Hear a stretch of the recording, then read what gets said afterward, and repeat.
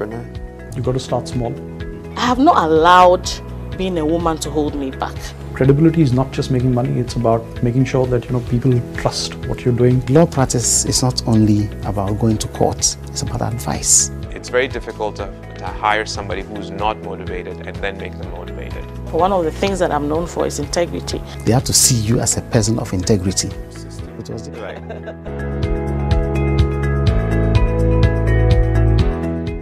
Hi, I'm Sheila Azuntaba, and this is the Executive Lounge, the business thought leadership program that brings you nuggets of insights from the lives and experiences of men and women who have, scaled the daunting heights of starting their own business or managing and growing institutions here at home and around the world.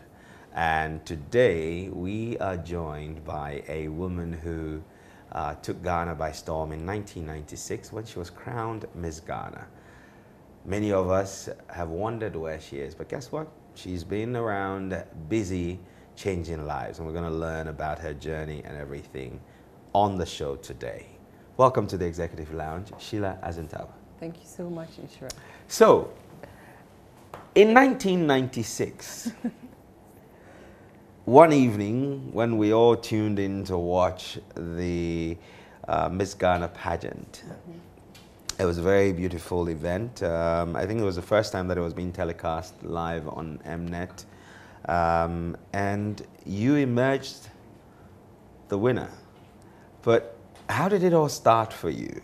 Oh, gosh. It's been 22 years, you know that. Mm-hmm. Okay. Here was a girl who, in 1996, went to watch the pageant just like every other person. And I was, I think I was doing my national service then. I was an insurance salesperson with SIC, I think. Mm-hmm.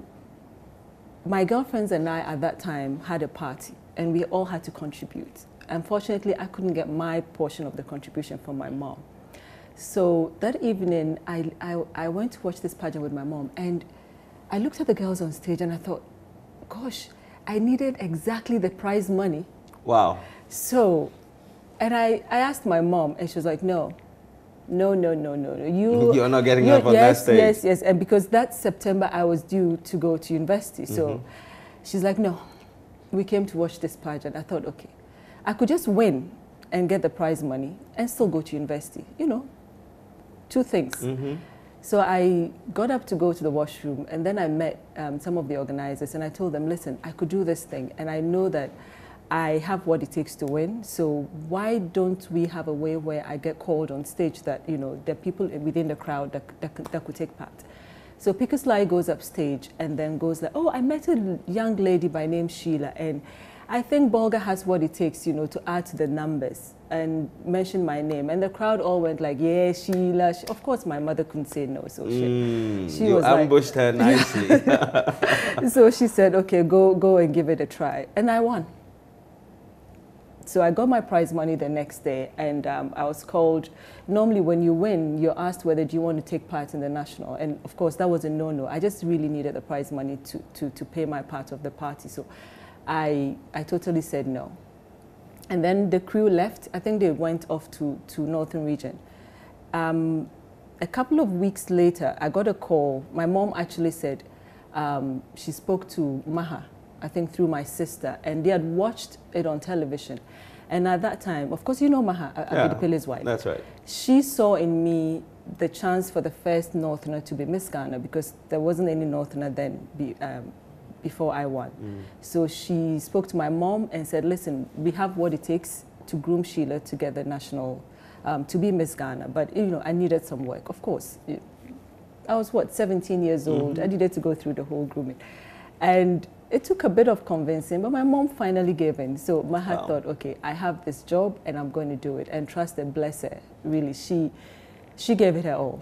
She turned me into this naive, to tell you, I didn't even know how to walk, how to do it. But she put in her best and, went all out. Gave me all the support. Fast forward to the finale.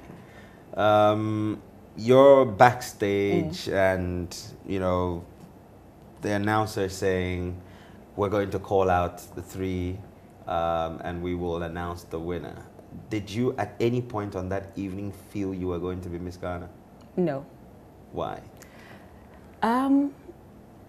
One thing I was told, and especially by Maha, was go out and have fun. You know, go meet girls, meet the rest of the girls, make as many friends as possible, you know, grow your network, and you're going to go to university anyway. You never know where you meet any of these girls, but ultimately have fun. And here was a girl who grew up mostly in Bolga. So for me, it was meeting all these girls. Yes, I'd schooled in Kumasi, so a lot of my friends were always here, but meeting all these girls, meeting all these important people, because, you know, before you get on stage and do all of that, you actually get camped at Labadi Beach Hotels where you meet all these important dignitaries. So for me, it was just like, oh, wow, I see these people on television and I'm meeting them, I'm talking to them.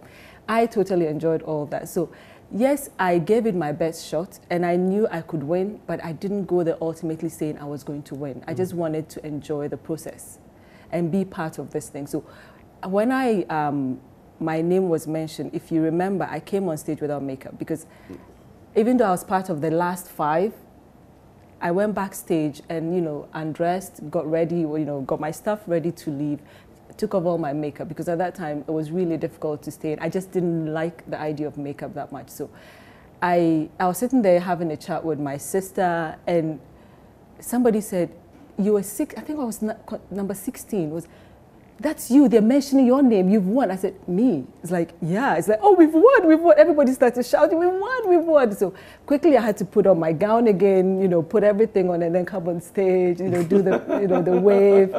But I think it hit me the next day. I woke up and I was like, oh my God, I am Miss Ghana. What am I going to do? I didn't come to Accra to carry this crown, so what do I do? You know, and that was the beginning. Wow, interesting. Yeah. Of course, you did go back to school, finish your degree, and then went into banking, investment banking, yes, and I did. Interesting stuff. Let's talk about that journey. You did work with the City Group at some point. Yes, I actually worked with EcoBank for some time, right? And then I won the Shevening Scholarship to go and do my MBA in Scotland. So after I came back, I still went back to EcoBank for I think a year. And then I got a job with City Group. But the posting was in Nairobi as an investment banker. So of course, it's like, it's a new country, it's City Group, you know. So there was no way I said no. I immediately went through the interview process. I went to Nairobi, got interviewed, and I moved out. And I stayed in Nairobi for about 2.5 years as an investment banker in the corporate and investment banking. It was interesting because, you know, you had to learn Swahili a little bit because they speak more Swahili than they do English. So I had to pick up all the words and then manage a portfolio that was totally 70% Kenyan top tier corporates and then 30% American.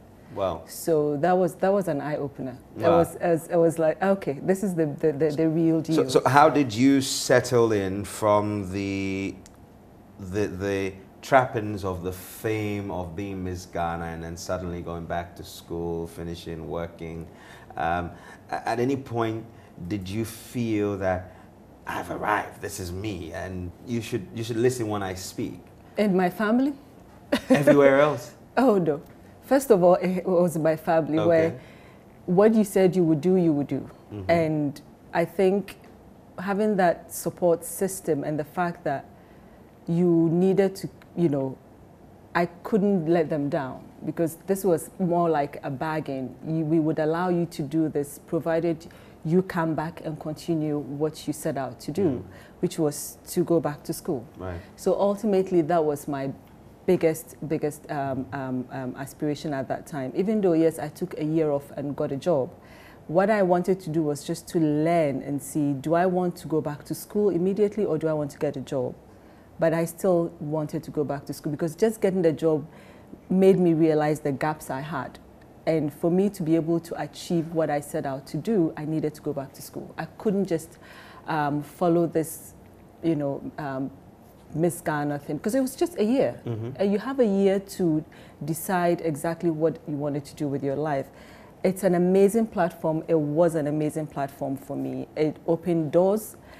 I met people who became mentors. I also met people who challenged me, people who betrayed me, but ultimately, it was just the combination of all of that that got me thinking I needed to be more than just a beauty queen. Wow. Yeah. So, new territory, new language, new experiences. What are some of the things that shaped who you've become today?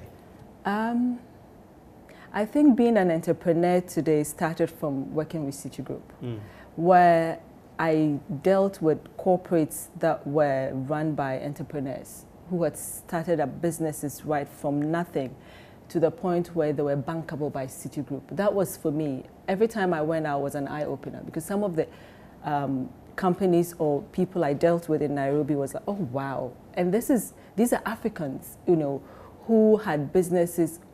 So they had started from their backyards, you know, and now exporting products to, you know, stock all of Marks and Spencer, Waitrose. And these are just businesses that were started by individuals. Why not be one of them, you know? But at least I saw exactly what they took to get to the stage where Citigroup thought they were creditworthy.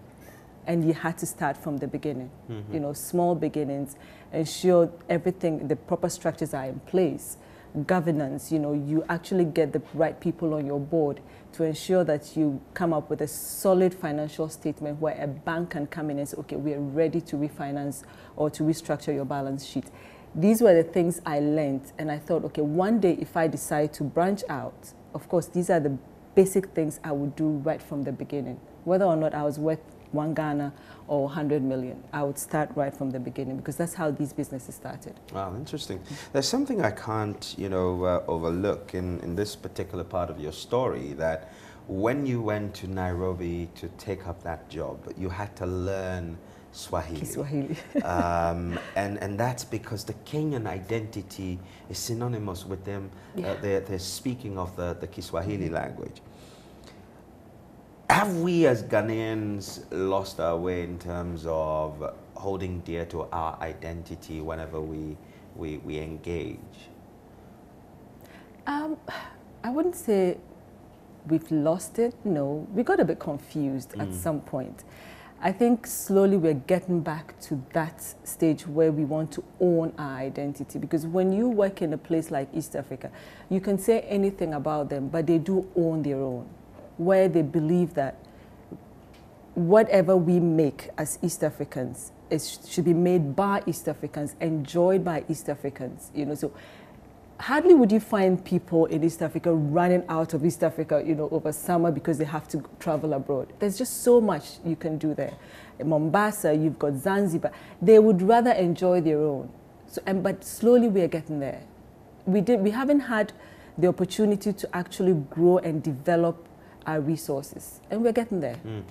Was there a deliberate attempt or plan on the part of the East Africans to position themselves first to their own, as compared to what we may, I mean, what lessons can we learn from the East African example? Well, I think when it comes to development and trying to own your own, it has to be intentional. It has to be, because you have to set out to tell yourself that this is what we are worth, this is what we deserve, and this is what we should be getting. We have the resources. Everything that we decide to do as a nation should be intentional. We have to decide that as Ghanaians, we have everything that it takes to make us a world-class country. We should never look at ourselves as wanting aid. And I actually love the fact that we're moving, you know, towards Ghana beyond aid, because, of course, why? Bottom line is the aid ultimately is our money. It leaves our shores, and then it comes back to us. So why don't we enjoy that? And then we rather start offering them something, you know. So I think it's intentional. And right now that everyone's mindset is towards, okay, we need to be independent. We need to be sustainable. We need to enjoy our own. We need to develop our own.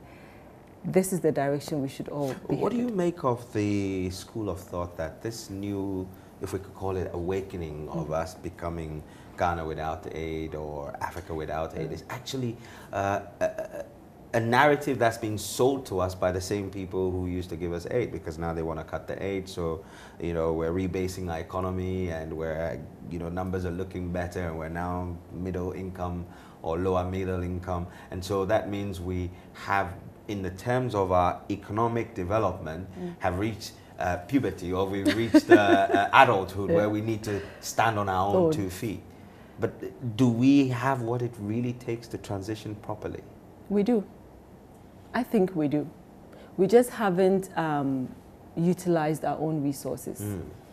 We do. And I think it's unfortunate that the same people are telling us to start looking at Ghana beyond aid, because of course they want to cut down on the aid they give us. But it's okay. That's fine. They can tell us. But I'm also of the view that they're seeing the potential we have, and they see that if at some point they don't cut this, we would rise up ourselves. So better for them to do it now, and then maybe take some credit that, yeah, we advise them to get there. But we do, and we should be ready. Okay. We should be ready. I think we've got the resources. I mean, I meet Ghanaians, and I'm on all these platforms, and some of the ideas and the arguments, the thought processes that people put in trying to come up with solutions for this country, we need to bring all these ideas together. I like the fact that you talked about people having ideas and great thought processes. Ghana is known to have great thinkers, but very few doers. How do we change that narrative? Do we have enough doers to take this revolution or renaissance to its next level? We have enough doers, we have enough.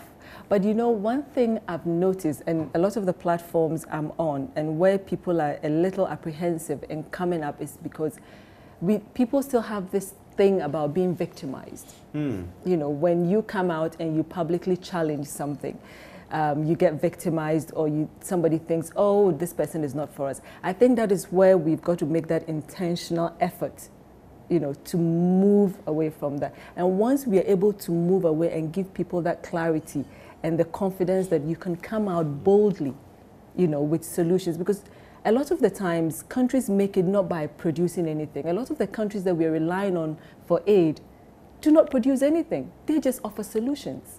And we've got the brains to also offer solutions. Why don't we do that? But of course, if you want a brain that offers solutions, these brains do not necessarily kowtow to things. To conventional wisdom and practices. They will challenge issues. They will come out and voice, you know, they'll have... So at the end of the day, you need to make sure you create the environment that is conducive enough for people to come out and challenge. If they you know, they have to challenge. They have to come out and do it. You know, you've transitioned, you know, from investment banking to becoming an entrepreneur. The word entrepreneurship is a very interesting word. We hear it all the time. That Africa's economic renaissance is going to be, you know, hinged on how well we harness the youth and their entrepreneurial abilities. Is it an overflogged subject, or is truly entrepreneurship something we need in our collection of things to throw at our problems? Totally, we need it. I think we need to teach entrepreneurship, yes, in our schools. We need to move away from having graduates or students all perfecting their CVs to be employable. People need to work on themselves to be employees, because we don't have enough jobs to absorb all the employers. No, we don't. Okay. We don't. And who's retiring? You know, so we don't have enough jobs. So why don't we start teaching entrepreneurship and teaching our students that it is okay to come out and, you know, want to be an employer, but you have to learn to start small. Unfortunately, you have to start small, and you know, we need to teach our students to think outside of the box. It doesn't matter what idea it is. Any idea would sell, provided they have the support. But do we have the you know, the resources to support all of this? So instead of probably putting the resources in, it's okay to offer the access to free education and everything, but then we've got to add what then happens when they come out. Who's going to employ them?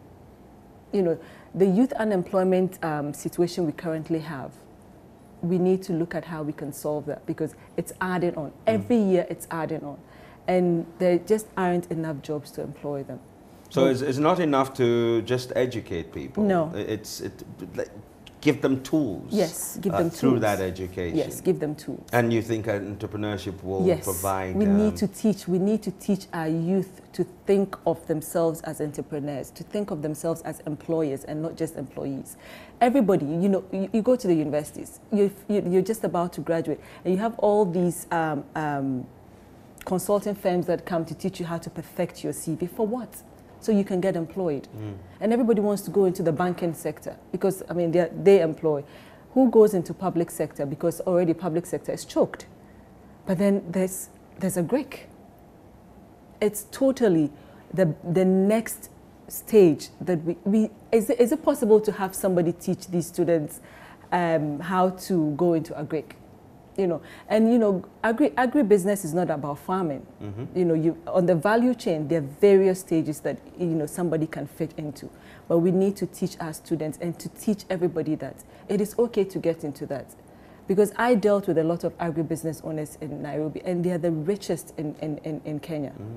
You know, some of these companies, homegrown, agri-fresh, if you go into Marks and Spencer today and you're buying vegetables, do you know they're actually farmed, packaged, priced, everything in the cold stores of Nairobi and shipped off, yes, every day. You know, their creators leaving every day to stock M&S, to stock Tesco. Flowers, this is agribusiness. And these are billion-dollar businesses. Why can't we do the same here? What's different in the East African space? A lot of people say, well, government has to provide a certain enabling environment. Comparing the two spaces, do we have the same indices that allow for businesses to thrive and be creative and entrepreneurial? We don't, because traditionally this hasn't been what we're used to. Traditionally we're used to, you know, importing and selling. So of course it will take time. It will take time. It has to go through the process, but it has to be a balance where public and private sector has to meet.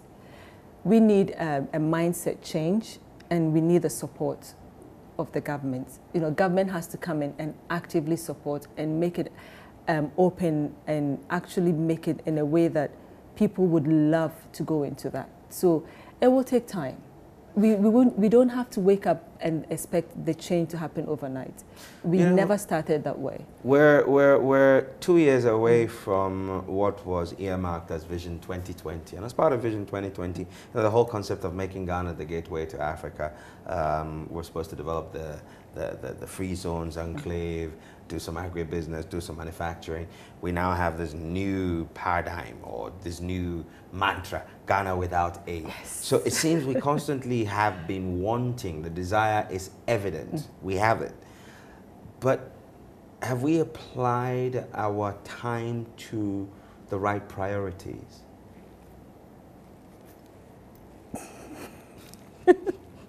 No. We haven't? No. Okay, so let's go into our hypothetical space where I have the power to hire you as a consultant to fix my small country called Ghana. What 3 things should we be applying our time to in terms of priority to stimulate this economic growth that we're desiring? Education. You've talked about education a bit. Okay, so what other 2? I would like to come back to education after that. I would love to say infrastructure, but let me break it down. Support. Okay. And an intentional mindset. These 3 things. It's quite interesting. So education, that will sit under institution, and then the mindset is the people. Yes. Okay, so then the infrastructure, resources. So people, institution, and resources. We have these in abundance. We have some great Ghanaian people. But are we channeling them to the right? So what would you change about our education? There's been quite a lot of talk about our education not preparing people, yes, and not challenging them to think outside the box. Yes. We transitioned from the O-level and A-level system to what we now have, the senior and junior high school. Yesterday I heard someone say, that was how we lost our way. I don't know what your thoughts are on that. Yes and no. Okay. Yes, because I'm a product of the old, the O and A level. So yes, I would support that. No, also because at some point we needed to change, and we needed to introduce a different way, because we are not who we used to be, and you just can't get stuck in that. But what I think is that we shouldn't have our educational system pushing all our children to university. No, we shouldn't have to train them. I totally believe in everybody getting, obtaining a degree and going through the process, serving apprenticeship and coming out. But you need to be able to have a type of education where you can identify entrepreneurs. There are a lot of people who dropped out of school because they didn't get it. They had all these ideas and they were going crazy. And so yet, grammar is not for everyone. It's not for everyone. It's not for everyone. And how do we identify that? We need to introduce a lot of mentoring and coaching, sessions within our universities and our colleges, our schools, where people need to be mentored. You can get a lot out of them because not everybody is cut out for that. But because the options aren't there, we just go with it. I want to come out and be a degree holder. Or what do you have? I graduated with this, I graduated, and then I'm unemployed. But along the way, they had ideas. They had, all these ideas they wanted to turn into something, but there was nobody guiding them as to how to, harness this and then, turn it into something. At the time when you went to university, did you choose the course you wanted to study at the university? Yes. Okay. What happened was when I won the Sheila scholarship, the scholarship was just enough to go to some universities in London. But I wanted an MBA in banking and finance, and I chose Strathclyde University because it's a good school, it's a good business school. But of course, the amount that they needed to cover the tuition, the scholarship.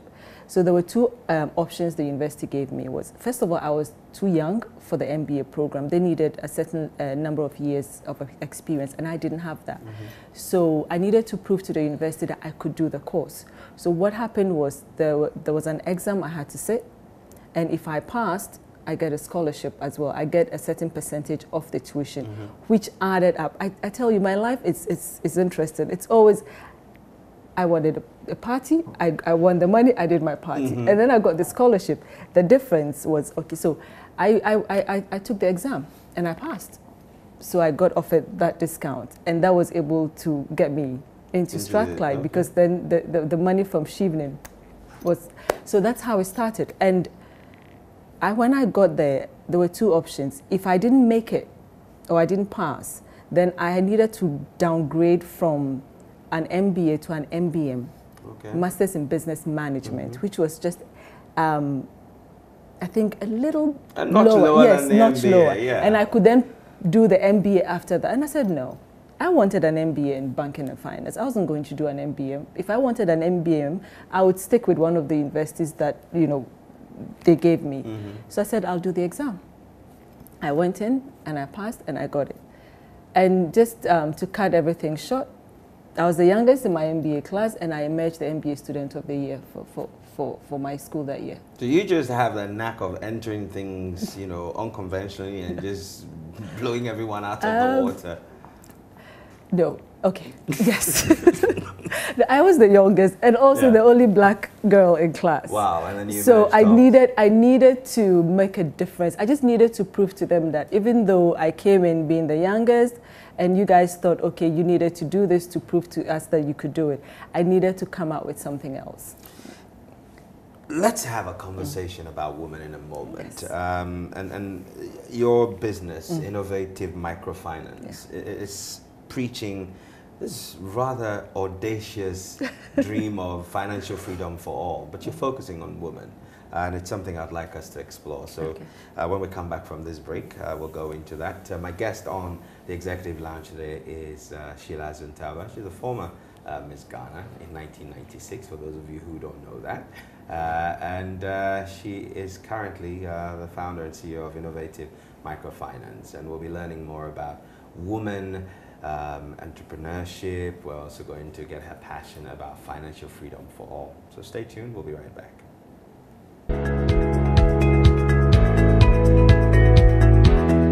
Welcome back to the Executive Lounge with me, Sheila Ado, and my guest, Sheila Azuntaba. And she's the CEO and founder of Innovative Microfinance, a business that's preaching a very good news: financial freedom for all, focusing on rural women.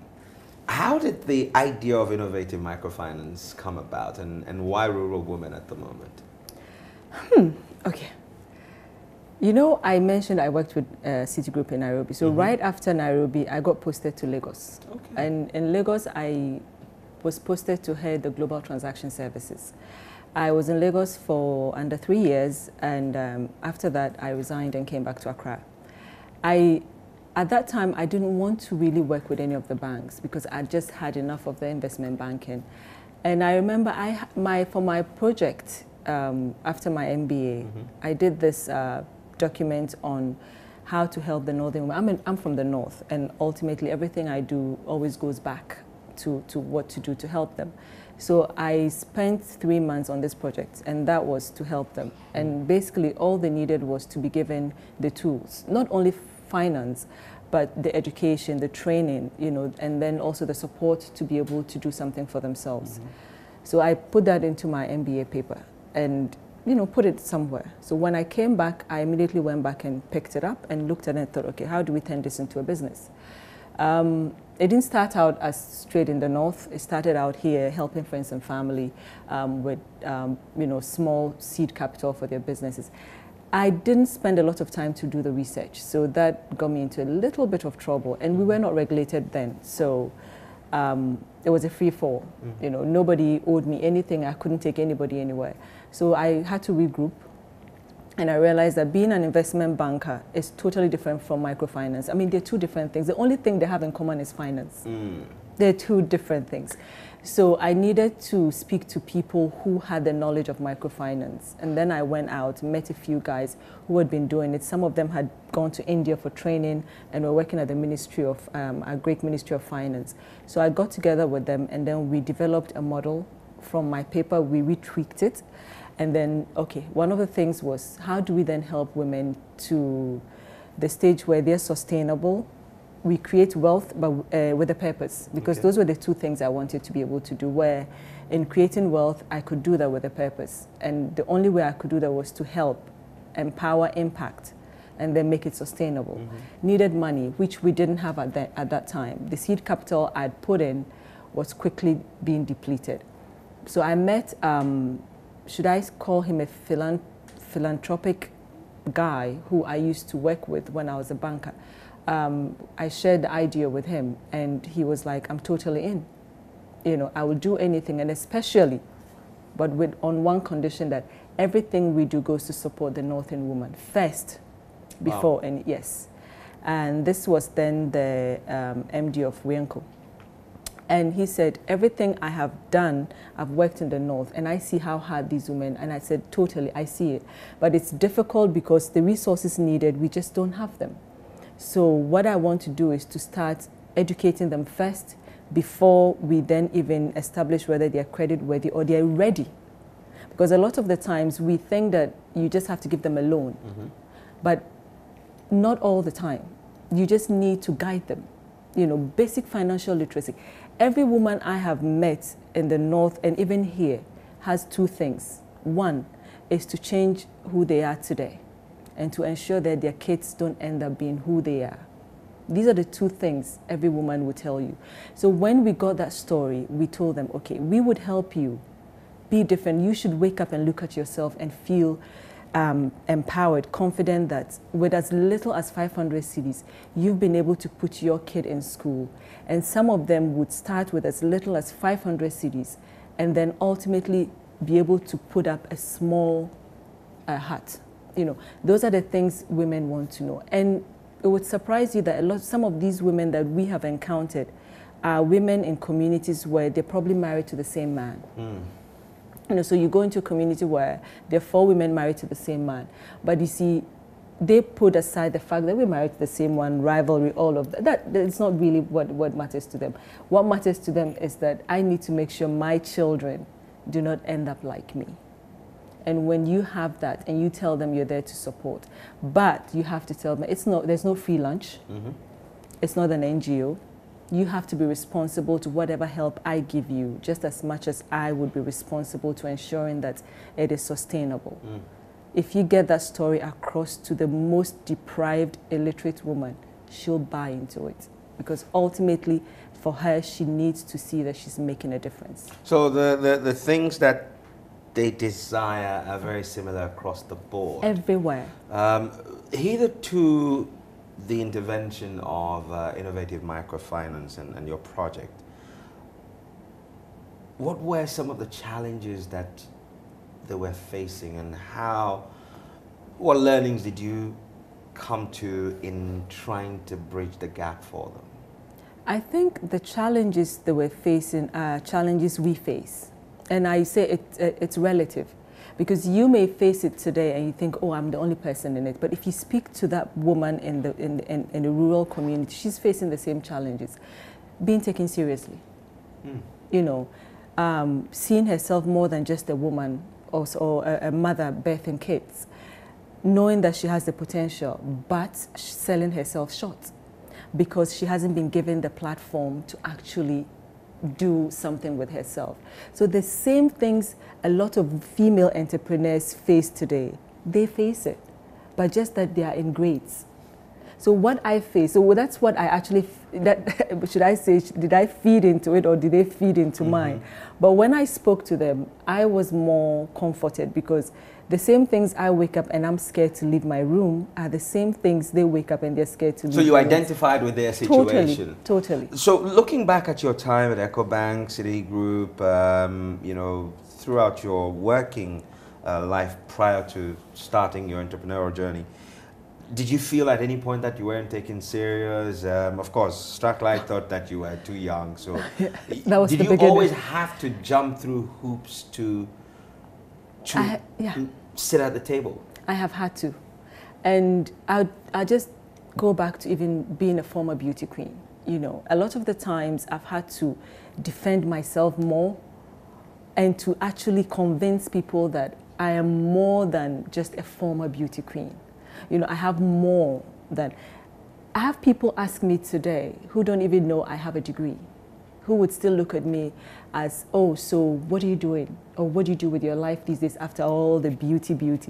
And I'm like, you know, it's been 22 years, a lot has happened, but it's difficult. And, you know, we've got a lot of stereotypical minds, you know, who put you in a corner and they refuse to get you out of the corner, even when you tell them, this is not who I am, you know, see me this way. So yes, you have to jump through those hurdles. And every time I've gone to raise financing for innovative microfinance, I've spent more time trying to convince them that, listen, even though I'm a woman, I've been a beauty queen and all of that, I have more, and I can turn this money around, maybe even better than you giving this money to, you know, a guy. You know, I've had to spend more time convincing them. And that has meant that I've had to make sure that Innovative has the proper structures in place, where when we go out there to seek financing, we don't have to talk. Our work and the people we partner with. So we've had to, if you notice, I've been a bit quiet, and you know, people have been wondering what I've been up to. But I've spent all these years trying to build a company that we would now have people wanting to come and partner with us instead of us going to partner with them. And we are not big, but we've got the proper structures in place. We've got a scalable product, and it's easily, you know, tweaked, and we partner, we use technology. So it is easy for any company that wants to have access to the rural communities to talk to us first, because we've laid the foundation for that. And it takes a lot of work, a lot of sacrifice. How can women be heard more? What must society do? What must women do to be heard more and to take their place at the table? I think it's in how we carry ourselves, what we do. Because a lot of the times we sell ourselves short. You know, I have met the most amazing women. Sometimes I sit there and I'm like, oh my God, I have to hide, because these women, you know, awesome women, but nobody knows about them. And we don't have to wait, for example, for government to put that together for us. We as women have to start building ourselves up. Because a lot of the times, men do that for themselves. We don't do that. We wait for men to say, okay, it's okay to join. No, we have to come together and demand our place. Because we have so much to contribute that it would amaze you that if we came together and we sat at the table, okay, I won't say the rest. Yeah. No, you should say the rest. Even you men would start to fight for your places. Wow, yes. I like that. Very audacious. And so women must come together. Now, how should men or society in general, what must we do? What should happen to, I don't want to say to allow more women in, but more to understand that, the paradigm is changing and it's not going to be it's business changing as and usual. It's really, really quick. Yeah. I think we shouldn't say that we want men to allow us. No. If you were given the chance to say, okay, this is the door, come in, you will not allow. But we have to ensure that when that door opens, we are ready. It's that readiness. We want it so badly. But in preparing ourselves to be ready, we need to put in more energy to ensure that when we do get offered that place at the table, we bring to the table what every man there is bringing. And that is the way we need to work on, to prepare ourselves to be ready, to be accepted. Because it's okay to be at the table, but will they take you? Will they think you're serious? Will they listen to you? You need to prepare before you get there. Okay. We're going to take a short break. When we come back, we'll learn more from my guest, Sheila Azuntaba, as she talks to us about women empowerment, financial literacy, and the future of the African female entrepreneur. Stay tuned.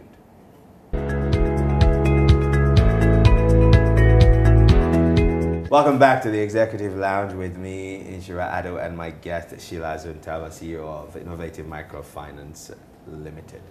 And we've been learning quite a bit about her life, her lessons, the hurdles she's had to jump over, and the hoops she's had to, jump through just to have a seat at the table. Now, just before we went on that break, Sheila, you talked about, that sometimes we, and you said we, and I'm believing you're talking about women, but generally Africans are believed to sell ourselves short. How do we fix that confidence deficit? Oh, that's a tough one.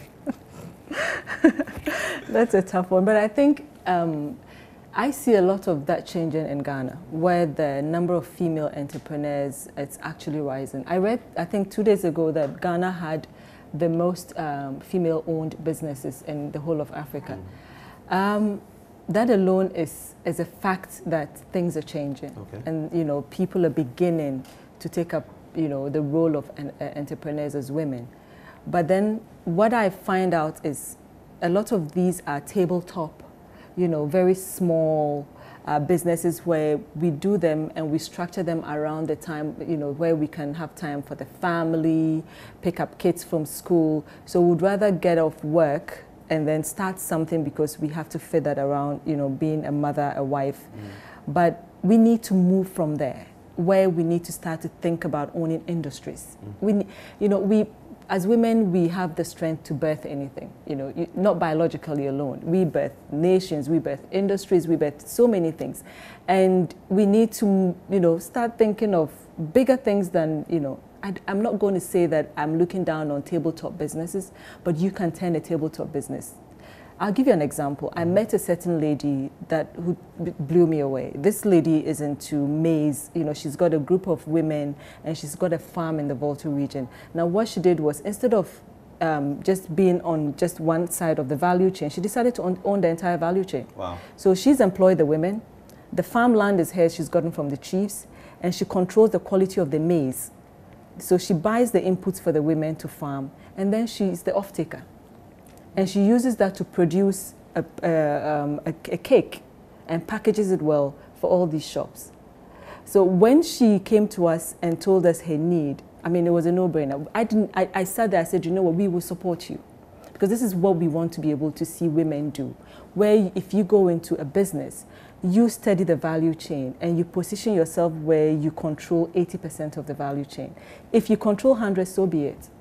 You know, they're students from Ashesi, 5 of them coming together, and they want to go straight into agri-farming from school. These are university students, and they can get employed by any company because, of course, you know, Ashesi is like one of the best. But they've chosen not to.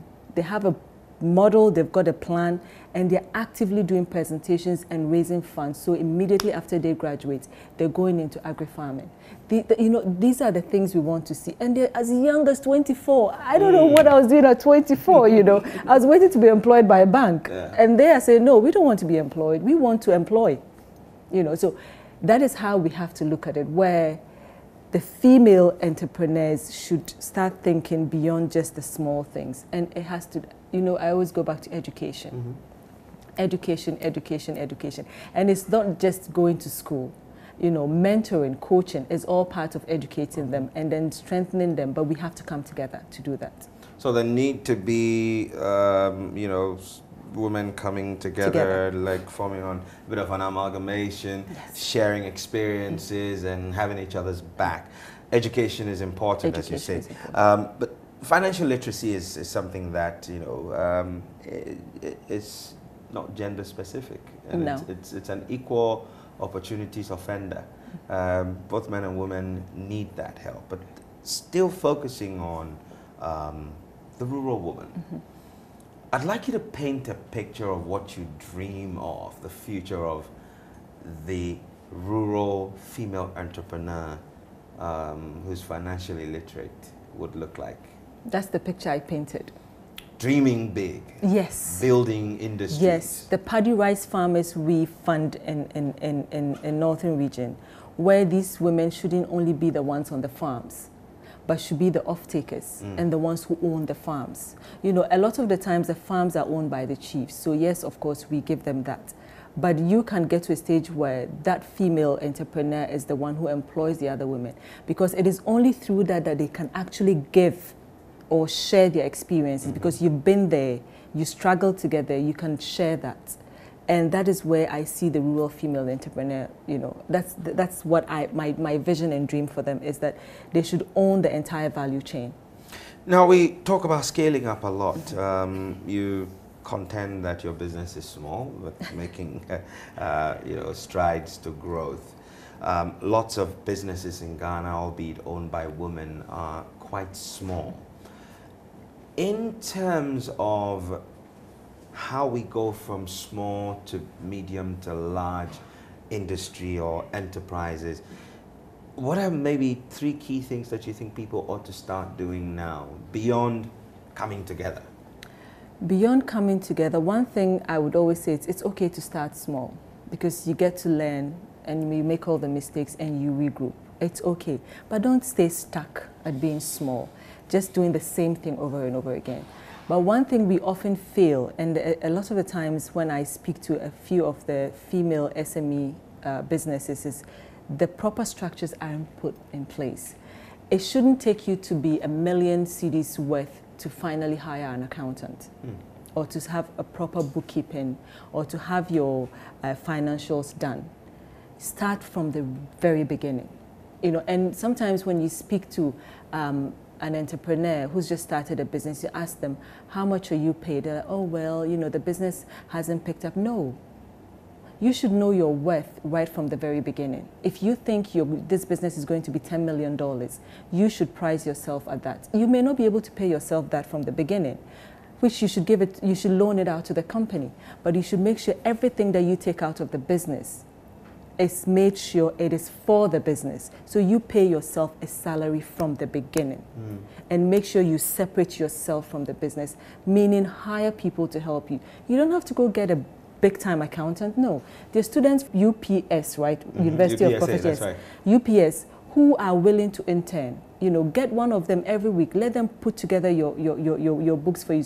You'll be amazed. I was talking to one. I said, you'll be amazed that at the end of the year, your business is worth something you never even dreamt of, and you can use that to start to look for funding so you can grow. Because the only way you can grow is to get in capital. And for anybody to trust you to invest in you, they need to see a track record. They need to see that when you say, I've been doing this since 2000, what's there to show? It's not the shop. It's not the edifice. No. What have you done so far? make sure you put all of these things in place and employ people, get people. It costs money, but it takes money to get money. You know, it will cost you something today, but ultimately it will get you that funder that will give you the capital to get to your potential. So right from the beginning, put in place the right structures. Wonderful. Well, it's been an awesome time talking to you. Time does fly when you're having a good time, but I wish we could carry on. But I'd like to say a big thank you, for making time to join us on the Executive Lounge. And here are my 5 takeouts from this conversation. And it's all from Sheila's experiences and work and the places she's been and things she's done. And the first thing I think that we ought to pay attention to is do dream about good things. And when you do, take the smallest window of opportunity that pops up for you. She told you about how she decided to just go and try her hands at the regional final of Miss Ghana, and she won the prize money and made her way to the final and became Miss Ghana in '96. The second thing is also that start small, but have a big dream. Have a dream that scares you, but start small. And in starting small, as you go along, you can learn your way into becoming that big business that you want to be. But more importantly, along the way to growth, which is the third thing, is don't be stuck when you fall. If you ever fall as you move, pick yourself up and start over again. You know, today, the lessons she learned from the initial early life of her business is what's kept her structures better and stronger so that she can scale up and grow. The fourth thing is that together we're better. I'm alone when I work alone, but with you, we can do more. The power of synergy is something we need to learn to harness. And the final thing I'm taking away from this is that have passion, but passion should not be like a raging waterfall. You can clothe it in grace, which is something I see Sheila has done very well. Thank you once again. Thank you so much for having me. And to you for watching. We'll come your way again with the Executive Lounge. Thank you to the entire crew and to our friends at Villa Monticello. We'll be back again. For now, go forward, make rain. Shalom.